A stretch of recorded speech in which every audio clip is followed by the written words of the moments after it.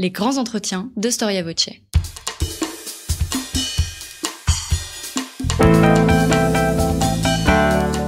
Une émission de la rédaction de Storia Voce.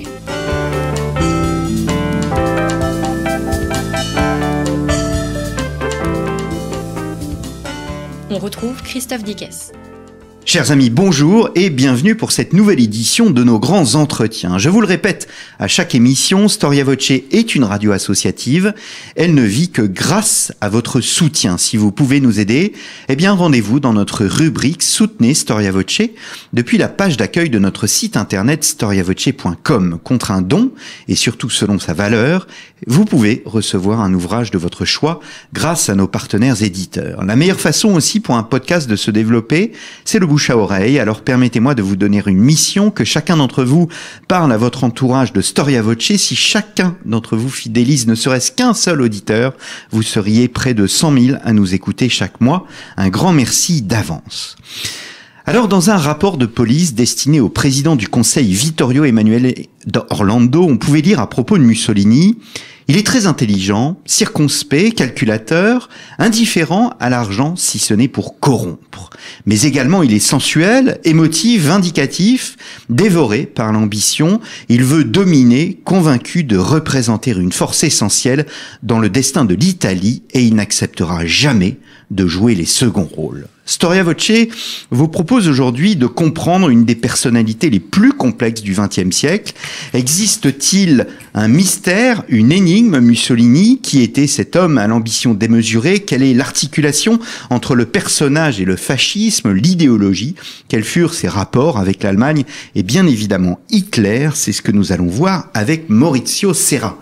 Maurizio Serra, bonjour. Bonjour Christophe, et merci de votre invitation et merci à tous les auditeurs qui peuvent nous écouter en ce moment. Eh bien, merci d'être venu à notre micro. Vous êtes historien, membre de l'Académie française. Je crois que vous êtes le premier membre de l'Académie française que je reçois. J'ai reçu des membres de l'Académie des inscriptions et des belles-lettres, de l'Académie des sciences morales et politiques. Vous êtes l'auteur du livre Le Mystère Mussolini, paru aux éditions Perrin. J'allais dire, c'est plus qu'une biographie, puisque vous avez fait un choix tripartite. On peut même dire que vous renouvelez le genre biographique en ayant une division tripartite: l'homme, ses défis, et ensuite sa faillite. Pourquoi ce choix? Eh bien, tout d'abord, nous souhaitions éviter, mon éditeur Benoît Hiver de Perrin et moi-même, nous souhaitions éviter une biographie classique. Cela aurait pris, pour des raisons évidentes, vu l'immense documentation dont nous disposons aujourd'hui, même par rapport à la dernière biographie importante en France, qui est celle de Pierre Milza, il y a une quarantaine d'années. La documentation est telle qu'un ouvrage purement biographique aurait fait dans les 1000 et 1500 pages, et c'était évidemment impensable. Alors l'idée, qui était d'ailleurs mon idée dès le début, j'ose dire, était celle de donner les clés essentiellement de la personnalité de Mussolini dans son époque, et la réflexion qui se porte évidemment aujourd'hui sur notre sensibilité et notre façon de voir cette phase de l'histoire. Alors vous le faites très bien, et d'emblée vous plongez dans la réalité de ce personnage.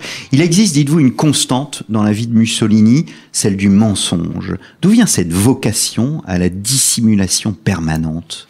D'une part, son pessimisme nietzschéen, si on veut trouver un terme noble. C'est un homme qui lit à tous les moments de sa vie, mais qui se radicalise dans un pessimisme sans issue sur l'homme en général et son peuple en particulier, dont il parle tout le temps et puis que finalement il méprise et dont il veut se servir pour servir son ambition. Donc la dissimulation chez lui n'a aucune dimension morale, éthique ou autre. C'est un instrument parmi d'autres de sa panoplie politicienne. Vous dites aussi que c'est un inaffectif, et c'est un trait essentiel de sa personnalité tout au long de son existence. Sartre disait: l'enfer c'est les autres, ils s'en moquent. Ce n'est pas seulement qu'ils s'en moquent, ils s'en méfient tout le temps. Alors, vous me direz, la méfiance est un trait des dictateurs. Quel est le dictateur, l'autocrate, qui dort avec ses deux yeux fermés? Et il en a toujours un ouvert pour voir le couteau qui peut arriver vers sa gorge. Non, il y a une méfiance intime, profonde. Je le savais solitaire avant d'avoir écrit ce livre. Je l'ai découvert encore plus solitaire, encore plus inaffectif, encore plus séparé des êtres, même des êtres intimes de sa famille. C'est quand même, à la différence de Hitler, ce n'est pas un célibataire. C'est un homme qui a une famille, qui a 5 enfants, mais qui ont une part de sa vie et qui échappe complètement au reste. Alors vous estimez que 2 mensonges, là aussi, sont à l'origine de son succès. Tout d'abord, l'idée que la victoire de l'Italie avait été mutilée, et ensuite qu'il existait une menace bolchéviste. Le fascisme n'est pas une réaction, alors ? Alors, le premier point est un point plutôt d'histoire diplomatique, mais qui a malencontreusement eu une dimension politique et populaire, et dont la responsabilité ne vient pas de Mussolini, il faut le dire, mais d'un patriote égaré bien plus grand que lui, c'est-à-dire d'Annunzio au moment de la marche de Fiume, c'est-à-dire l'idée que l'Italie, qui a fait cette grande guerre de peuple, la première de son histoire, vu que son unité est récente, elle date de 50 ans à ce moment-là, eh bien, n'a pas été repayée par les Alliés dans la mesure qu'ils avaient promis lors du pacte de Londres de 1915. En fait, ce n'est pas vrai. L'essentiel, sinon la totalité des buts de guerre italiens est obtenu au moment des traités de paix, et l'Italie est le seul pays de tous les pays vainqueurs de la guerre qui voit son ennemi historique, l'Empire austro-hongrois, défait et détruit à la fin de la guerre. Donc c'est un gain direct et indirect. Premier mensonge. L'autre mensonge est un mensonge classique des dictateurs ou des tentatives de dictature de droite en Europe, en Amérique latine et de tous les putschistes, de dire la menace bolchevique arrive. Or, s'il y a eu certainement des tentatives, sinon de révolution bolchevique, du moins de prise du pouvoir localement par des formations radicales de gauche, cela a été dans la période 1919-20, qu'on appelle en Italie le biennio rosso, donc les 2 années rouges, et cela a largement pris fin au moment de la marche sur Rome, 2 ans plus tard. Alors on va revenir bien évidemment sur les événements. Je reste sur l'homme, sur son tempérament. On imagine un trublion, un blagueur. C'est un homme plutôt austère, en fait.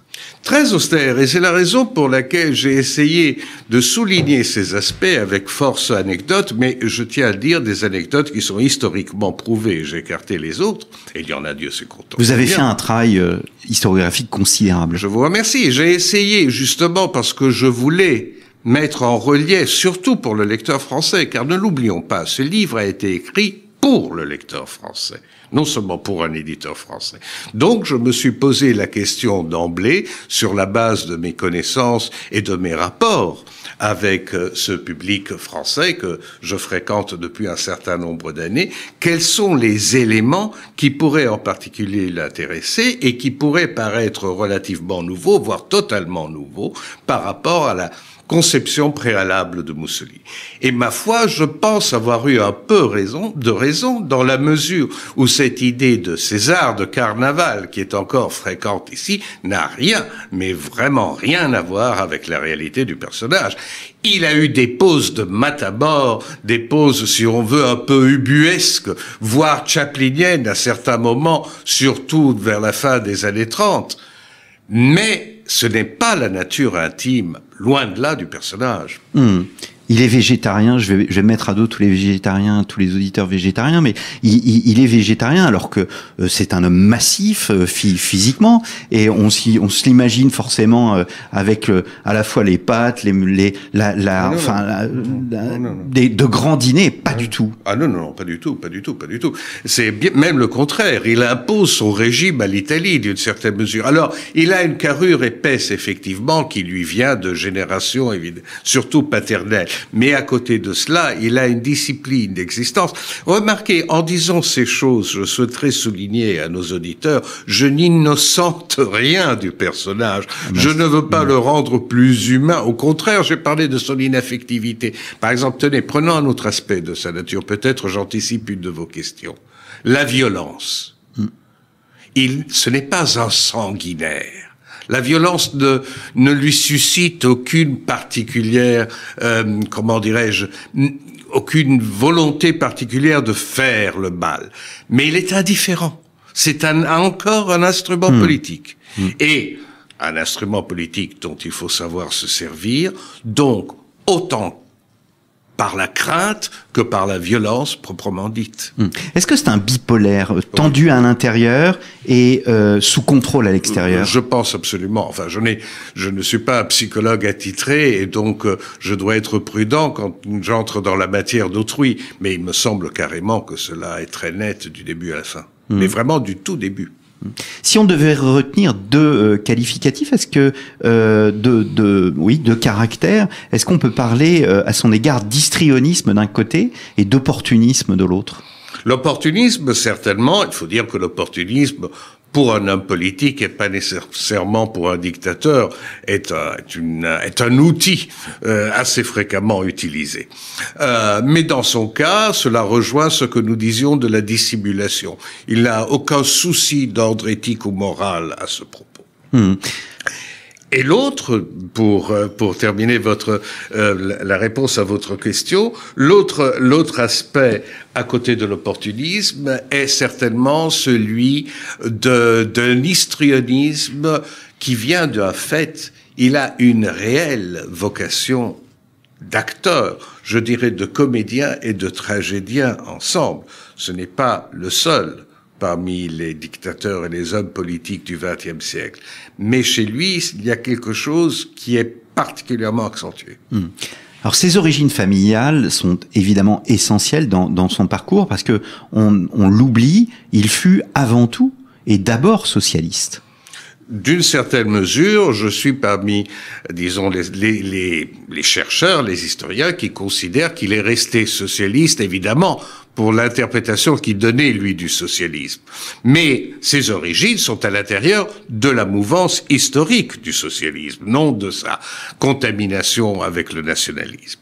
Donc, ce qui est extrêmement important à retenir, c'est d'abord l'influence de son père, qui est un meneur socialiste local dans la tradition, là, assez romagnole, donc virulente, et dont les contenus sont plutôt faibles, et qui brasse des lectures vagues qui vont de Bakounine à Marx, mais qui est quand même un homme qui lui donne le goût non seulement du socialisme, mais de la formation politique. Et puis, les 2 années en Suisse, où il s'exile volontairement pour éviter son service militaire et trouver une meilleure place d'instituteur, où incontestablement, de 1909 à 1911, il a fréquenté la crème du socialisme international.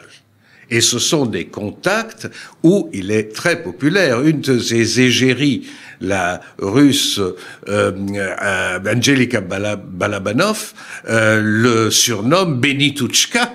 Et Benitouchka est incontestablement connu de tous les dirigeants. Après quoi, il y aura quelqu'un qui l'oubliera, mais c'est un fait. Donc, il y a une formation socialiste importante.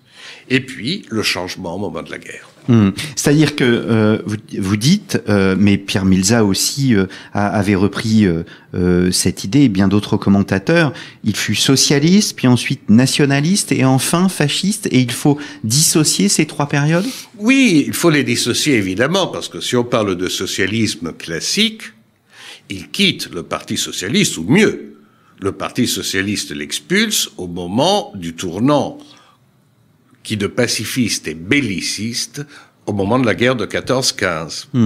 Donc, d'ailleurs, il suit de ce point de vue une attitude qui est très commune au mouvement socialiste international, qui est complètement fissuré entre la vieille tendance neutraliste et contre la guerre capitaliste, et puis l'engagement patriotique. On le voit en France, on voit la fin qui impressionne énormément Mussolini de Jaurès.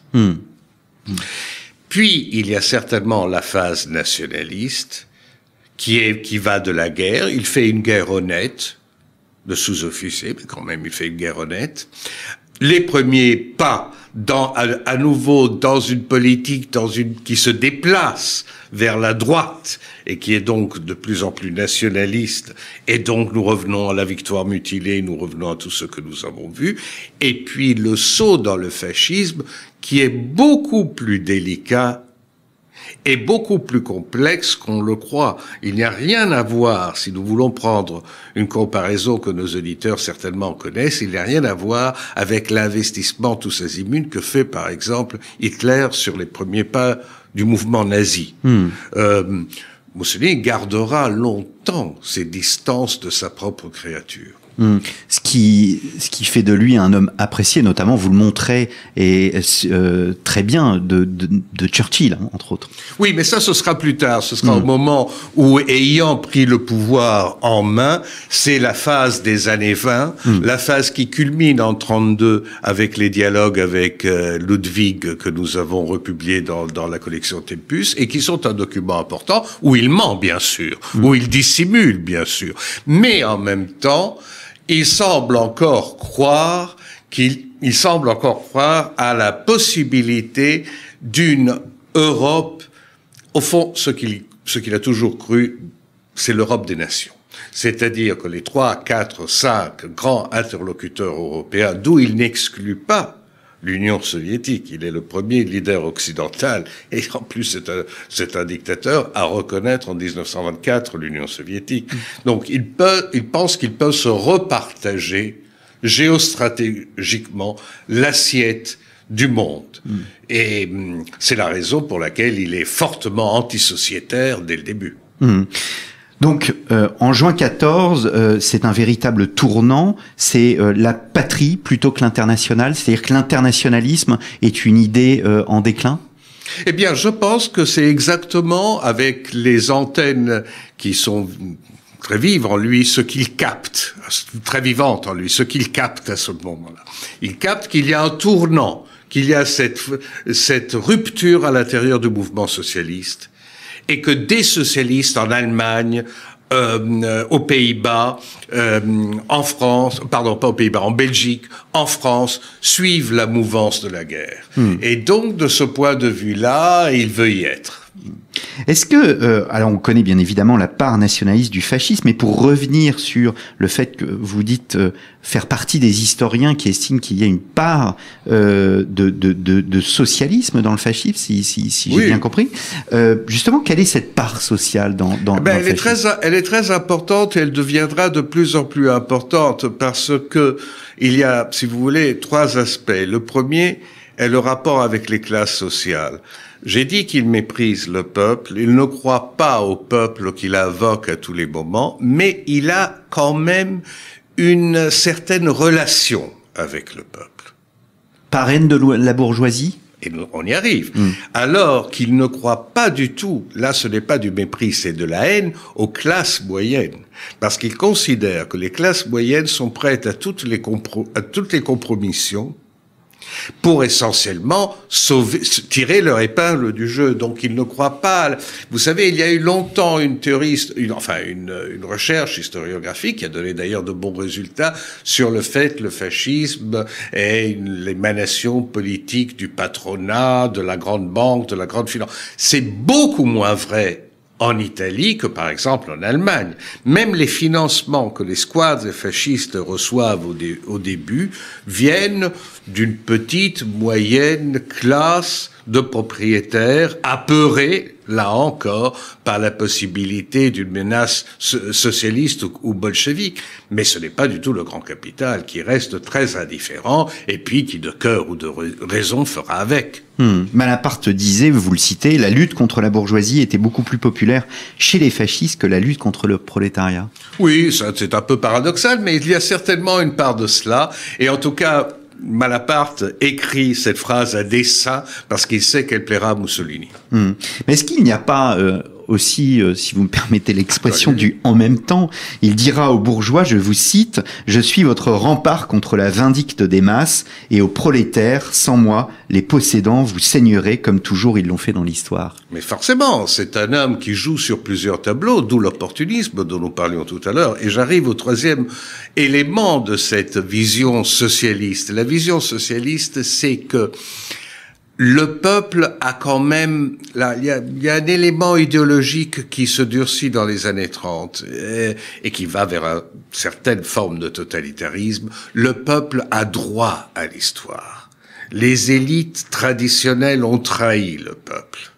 Donc, moi, je suis le nouveau dirigeant, le nouveau chef, le nouveau autocrate et, si vous voulez, le nouveau César, qui a fait en sorte que cette dimension populaire sortent des rangs et reprennent la direction des affaires. Il y a un moment socialiste et je dirais même jacobin. Est-ce que le fascisme est une parenthèse de l'histoire, Maurizio Serra? C'était la grande définition, vous savez, de l'intellectuel, du grand philosophe antifasciste, Benedetto Croce, qui disait c'est une parenthèse de l'histoire. Alors ça me fait penser à quelque chose qui pourrait, dont on pourrait trouver un équivalent français, au fond, après la fin de l'occupation et le retour des partis dans les années 40, de la 4e République, n'est-ce pas? À partir de 46, 47, 48. Eh bien, c'est l'idée qu'il y a eu cette parenthèse, bien plus longue en Italie qu'en France, et que les élites politiques traditionnelles vont reprendre le rôle qu'elles avaient avant. Alors qu'en Italie, je ne peux pas parler de la France, quoique, mais en Italie, il est bien évident que ce n'est pas une parenthèse, parce que ce qui viendra après, pensez aux deux grands partis qui n'existaient pas dans l'Italie d'avant-guerre, la démocratie chrétienne et, si l'on veut, le Parti communiste, sont issus de cette crise, donc qui n'est donc pas une parenthèse, avec de nouveaux dirigeants. Donc il y a non pas une continuité, mais un lien bien évidemment historique. Vous le montrez se situant entre deux fascismes, le fascisme mouvement, qui aspire à la révolution, et le fascisme régime, qui rassure les classes dirigeantes. On retrouve là... On retrouve cette dualité politicienne. Alors, évidemment, vous avez certains historiens, comme mon ami Emilio Gentile, qui est bien connu et bien traduit en France, lesquels considèrent qu'il y a une différence fondamentale entre le fascisme mussolinien, je dis bien le fascisme de Mussolini, et d'autres phénomènes comme l'hitlérisme ou le bolchevisme, c'est-à-dire qu'il n'aura jamais, lui, Mussolini, le contrôle absolu du parti. Et en même temps, il n'y aura pas le contrôle par la terreur, il n'y aura pas de procès de Moscou à l'intérieur du groupe dirigeant fasciste, il n'y aura pas de nuit des longs couteaux qui est élimination. Mon interprétation est légèrement différente et je le dis, je l'ai un peu nuancé pour le lecteur français qui est peut-être moins intéressé, c'est que, mais quand même c'est un point intéressant, c'est que Mussolini ne laisse un certain rôle à ces hiérarques, qu'on appelle les races selon les chefs, le nom de guerre des chefs abyssaux, mais tout simplement parce qu'il ne l'inquiète pas. Parce qu'il ne les considère pas comme suffisamment unis entre eux, parce qu'ils se détestent entre eux. Et en même temps, sortant du lot comme lui, et pendant 20 ans, il est incontestable que ce qu'il fera, et évidemment finira par lui nuire, sera de remplacer des acolytes du premier moment qui peuvent avoir une certaine base, qui peuvent conserver une certaine base locale de pouvoir et qui peuvent avoir une certaine autonomie avec des hommes de la deuxième génération, et son choix sera en général désastreux. On retrouve cette solitude, et d'ailleurs vous le dites dans votre conclusion, hein, le Troisième Reich au-delà d'Hitler, il y a Himmler, Göring, Goebbels, oui. Le stalinisme, Molotov, Janov, Khrouchtchev, Pétain a eu l'aval d'Arlan, Doriot, Déa, Mussolini, il y a personne. Enfin, il y a quelques personnalités qui sont incontestablement intéressantes. D'ailleurs, je les cite assez largement. Grandi, qui est le ministre des Affaires étrangères de la phase, disons, relativement propre du fascisme international des années 20 jusqu'au début des années 30. Bottai, l'idéologue, qui a certainement eu un rôle considérable dans cet autre aspect qu'on étudie maintenant beaucoup, qui est le développement des arts, le développement des infrastructures, de l'urbanisme fasciste, souvent confié, comme en Union soviétique, à des gens de 25, 26 ou 30 ans. Donc tout ça est intéressant. Farinacci, le plus fasciste, qui est, si l'on veut, l'extrémiste, mais qui a également un sens très politicien des affaires. Non, il y a des personnalités. Mais il est certain qu'il a une capacité d'écraser tout son monde. Et c'est la raison peut-être pour laquelle il ne comprend pas que l'invraisemblable va arriver, que ces hiérarques radicaux vont se coaliser avec un personnage dont nous n'avons pas encore parlé, mais qui a un rôle considérable, le roi Victor Emmanuel III, finalement, pour l'éliminer du pouvoir. Et ce sera la nuit du Grand Conseil du 24-25 juillet 43. Alors, j'en viens à la chronologie. Il y a tellement de choses à dire que j'ai voulu me concentrer sur un point justement que le public français connaît mal, parce qu'on a tendance à associer très facilement Hitler et Mussolini. Or, les choses sont beaucoup plus complexes que cela, et il va commencer par mettre un certain temps avant de rencontrer Hitler. Oui, alors, d'abord, nous pouvons dire qu'il n'y a pas de base idéologique commune, si ce n'est évidemment que ce sont des mouvements radicaux de droite. Mais il y en a d'autres qui sont plus proches, comme par exemple les Black Shirts de Mosley en Angleterre ou la phalange de José Primo de Rivera en Espagne, qui sont plus proches du fascisme que ne l'est le nazisme. Donc dans cette vision des fascismes, il y a des distinctions quand même très nettes. Et cela va au moins jusqu'à l'avènement de Hitler. L'avènement de Hitler produit chez Mussolini un double sentiment, là encore bipolarité. Parce que d'une part, il est incontestable qu'il est frappé par, et il envie, nous n'avons pas cité cette troisième composante de son caractère, qui est l'envie et la jalousie profonde, constante, qui vient d'un sentiment d'infériorité, incontestablement, qui cache également derrière ses poses. Donc, vous voyez, on reprend toute sa nature.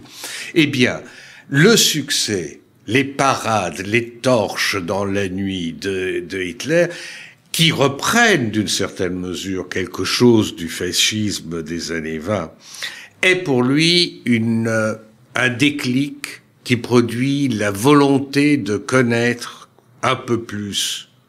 D'ailleurs, il était bien informé par ses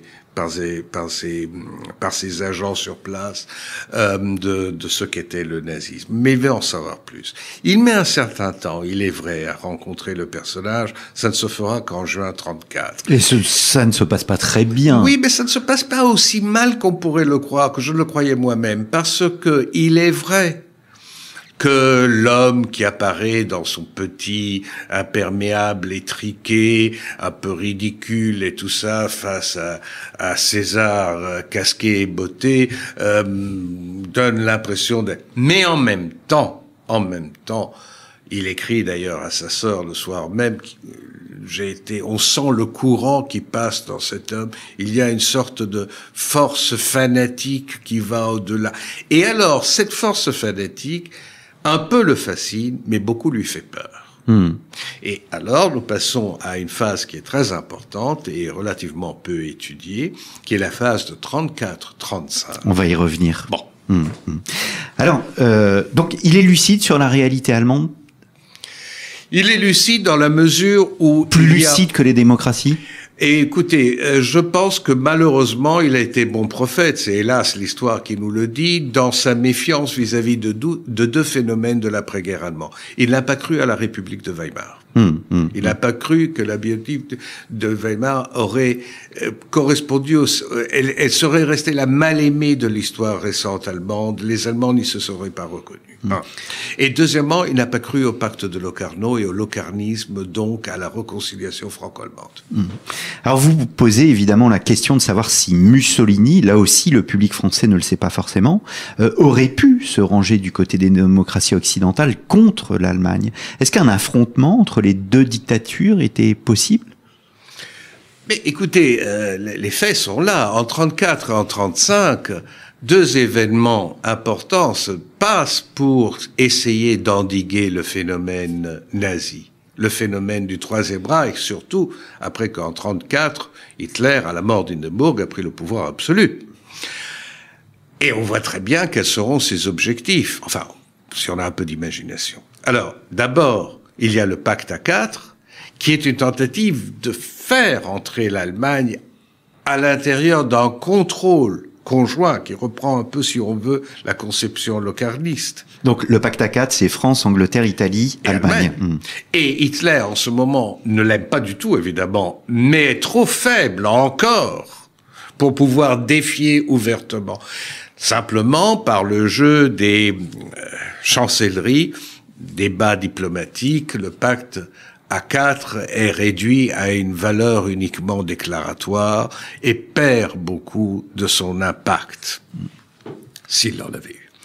Mais ce qui se passe en avril 35 est encore plus intéressant parce que là, plus d'Allemagne, l'Allemagne a déjà commencé à défier le monde international en prenant une série de mesures unilatérales qui vont s'accentuer, qui sont contre les engagements du traité de Versailles.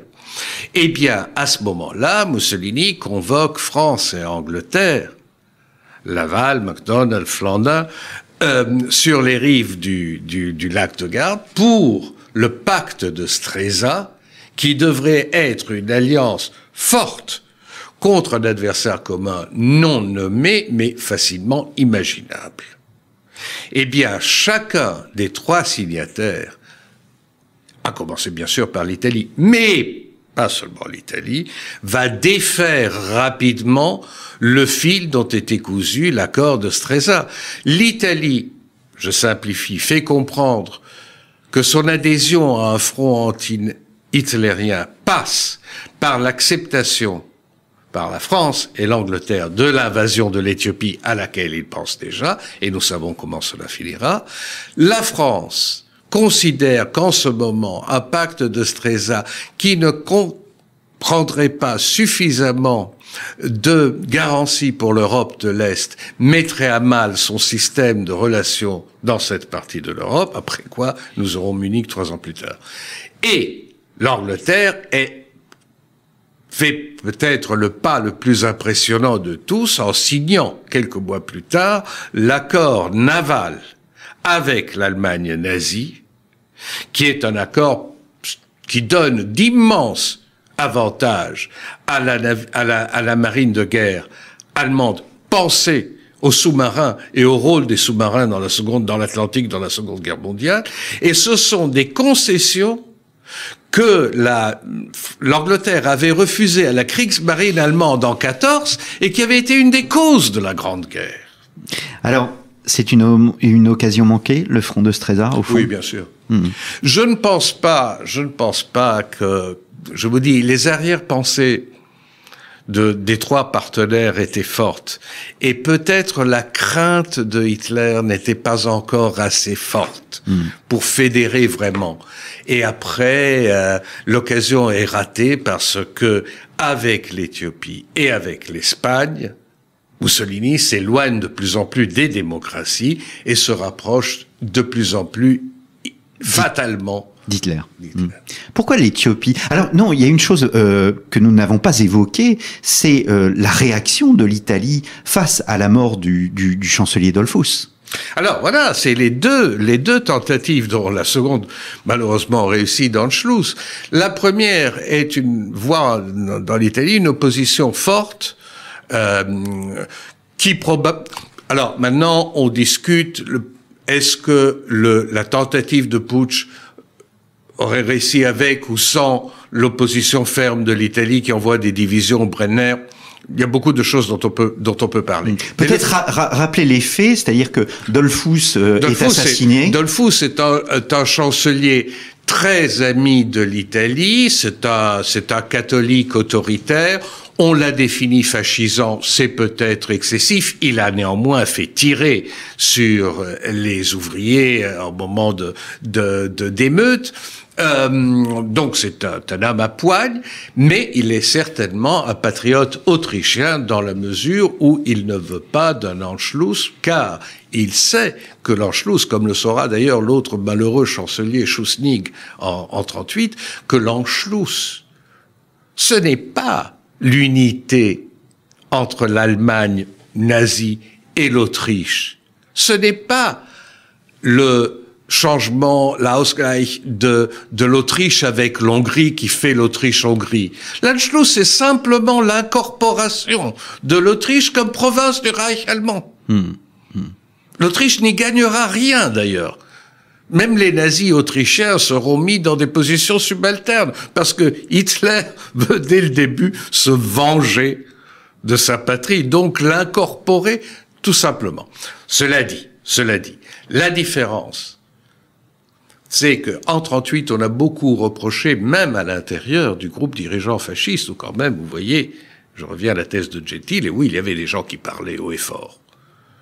Balbo dira à la séance du Grand Conseil en 38, quand l'Anschluss se fait, et Mussolini se tait cette fois. Nous verrons les divisions allemandes arriver à Trieste. Finalement, pourquoi avoir fait la Grande Guerre de 14 pour avoir la frontière reportée à Est, pour voir qu'elle est déjà menacée par l'allié, non plus par l'ennemi. C'est paradoxal. Mais il faut dire une chose quand même, que par l'étude systématique des documents de cette période, on voit que la France et l'Angleterre n'auraient rien fait contre l'Anschluss. Et en 38, Mussolini, épuisé par l'Éthiopie, et déjà dans les marécages de la guerre d'Espagne, n'avait pas la possibilité de s'opposer tout seul à Hitler. Je me permets de renvoyer nos auditeurs à la série de 3 émissions que nous avons enregistrées sur l'Autriche avec Hélène de Lauzun, qui a écrit chez Perrin une histoire de l'Autriche, et nous avons fait une série, et le 3e volet est consacré précisément à l'Anschluss. Je reviens sur l'Éthiopie. Pourquoi l'Éthiopie ? Eh bien, l'Éthiopie pour 3 raisons principales. D'abord, celle qui prime est la composante géostratégique. C'est-à-dire, il veut qu'il y ait une présence italienne des deux côtés, une présence qui devienne euro-africaine, qui puisse venger en même temps les échecs du petit colonialisme italien du début du XXe siècle, enfin de la fin du XIXe siècle et du XXe siècle, et donner une masse, diront les stratèges, une masse telle qu'il puisse balancer d'autres concessions qu'il ferait ailleurs. Ce qui est assez curieux, c'est ce qui l'intéresse moins, c'est l'élément économique et l'avantage économique à en tirer. C'est la différence que vous faites quand vous affirmez qu'il est plus impérialiste que colonialiste. Oui, le colonialisme classique n'appartient pas vraiment à sa conception, alors que l'impérialisme, oui. Est-ce que c'est une erreur, l'Éthiopie ? Est-ce que c'est le pas de trop ? À plusieurs aspects. D'abord, c'est une invasion contre le droit international d'un pays libre, ce que Mussolini n'a pas encore fait. En plus d'un pays membre de la Société des Nations. D'un pays qui d'ailleurs avait un pacte avec l'Italie en 24, d'un pays où le Négus avait été, sur la demande de Mussolini, fait cousin du roi par le collier de la très sainte Annonciade, la plus vieille décoration de la maison de Savoie. Donc vous voyez qu'il y avait plusieurs raisons qui en font un acte un peu de banditisme international, disons le mot. Après cela, la guerre sera par moments effroyable. Disons-le, tous les conflits coloniaux ont été effroyables, même après l'Éthiopie. Donc, dans cette mesure, il y a quelque chose qui malheureusement tient compte, comme dans les guerres civiles, de l'horreur à l'état pur. Mais arrivons à l'erreur politique fondamentale. Valait-il la peine pour l'Éthiopie, un empire qui durera 5 ans, jusqu'à la fin 41, valait-il la peine pour l'Éthiopie de rompre presque définitivement les ponts avec Paris et Londres? Évidemment pas. Alors, d'autre part, était-il indispensable de demander les sanctions contre l'Italie? Le thème des sanctions est très actuel dans le monde contemporain. Les sanctions ont-elles une utilité? comment, enfin, n'entrons pas dans ce débat qui d'ailleurs est passionnant, mais qui est relativement loin de la situation de 36. Ce qui est certain, c'est que Mussolini a amplifié psychologiquement l'effet sanction. Vous savez que non seulement les pays qui n'étaient pas membres de la Société des Nations, comme les États-Unis, comme l'Allemagne, comme le Japon, qui en étaient sortis, n'ont pas adhéré aux sanctions, le Brésil, qui en était sorti, mais un certain nombre de pays qui ont voté les sanctions ont continué par des intermédiaires, y compris des intermédiaires de la City de Londres, à faire des affaires avec l'Italie. Lui, il devait absolument présenter, si vous voulez, sur le côté démagogique, populiste, l'anti-occidentalisme, l'antidémocratie, avec des slogans faciles. Des pays qui sont eux-mêmes impérialistes et coloniaux veulent empêcher l'Italie, etc., etc., etc. Mais le paradoxe incroyable, et que vous soulignez, c'est que les démocraties, au fond, sont faibles avec l'Allemagne, alors qu'elles sont fortes avec l'Italie. Et voilà, c'est une autre raison qui le pousse vers Hitler, parce qu'il se dit, mais moi, on ne me concède rien, on ne m'autorise rien, on ne me permet rien, et ce type vient d'introduire la conscription obligatoire, vient de faire la Rhénanie, vient de faire le plébiscite dans la Sarre, et vous ne dites rien. Alors, là encore, beaucoup de sujets. Mauricio Serra, nous arrivons au terme de cette émission. Peut-être un dernier mot sur sa fin. Qu'est-ce qui cause sa chute? C'est au fond lui-même. Alors c'est peut-être une lapalissade pour un dictateur, mais ce sont ses ambiguïtés, ses aveuglements, ses faiblesses. Vous savez, il y a 2 ou 3 points d'interrogation sur lesquels même le plus grand des historiens du fascisme, Lorenzo De Felice, nous disait je ne connaîtrai jamais complètement ce bonhomme et ses choix, après 20 ou 25 ans que je le fréquente quotidiennement. Et il y a d'autres choses que nous ne savons pas. Alors une théorie, enfin, posons la question précise parce qu'on aurait pu poser la question même à l'entrée en guerre en 40. Mais restons sur la chute. Comment imaginer qu'un dictateur professionnel, un conspirateur professionnel, qui d'ailleurs a toujours conservé le contrôle de la police, a toujours conservé le ministère de l'Intérieur et le contrôle direct de la police, comment penser qu'il arrive 5 minutes avant le début de la réunion qui va le mettre en minorité, il ne le sait pas à l'avance. C'est impossible. Donc, la thèse de certains selon laquelle il a poussé vers une liquidation politique qui lui permettrait de sortir son épingle du jeu, du mesure, en disant aux autres, débrouillez-vous car la guerre est perdue. La réunion se fait 1 mois après l'invasion de la Sicile. Donc, l'Italie est le premier des alliés de l'Axe envahi par les alliés, par les Anglo-Américains. Et d'autre part, il ne perdrait pas la face devant Hitler, parce que ce n'est pas lui qui a proposé, parce que ce serait inévitable, une paix séparée aux Anglo-Américains, ce sont les autres. Donc débrouillez-vous, moi j'ai fini et j'en sors. C'est une hypothèse. Mais ce n'est pas la certitude. D'abord, nous n'avons pas la preuve de ce qu'il pense en ce moment. Et puis, il y a quand même 1 ou 2 moments qui font penser le contraire. Par exemple, la séance du Grand Conseil est extrêmement dramatique. Et à 1 ou 2 moments près, tous les récits que nous avons plus ou moins se recoupent sur ce point. À 1 ou 2 moments près, il est en train de reprendre la main. Le groupe des conspirateurs véritables est minoritaire, et puis il y a le groupe des fanatiques minoritaires. Il y a une masse d'indécis au milieu. C'est le premier. Et le deuxième, c'est quand le lendemain, il va à l'audience royale qui portera à sa déposition. Eh bien, au cours de l'audience royale, il essaie de reprendre le pouvoir en disant au roi, après tout, c'est le vote d'un organisme consultif, redonnez-moi confiance et tout cela. Voilà. Donc, nous n'avons pas une ligne univoque, comme tout chez lui, tout est équivoque. Eh bien, un grand merci Mauricio Serra d'être venu à notre micro. Le mystère Mussolini que vous avez éclairé merveilleusement. Donc Mauricio Serra de l'Académie française, un livre paru aux éditions Perrin. Et puis vous avez publié les textes de Ciano.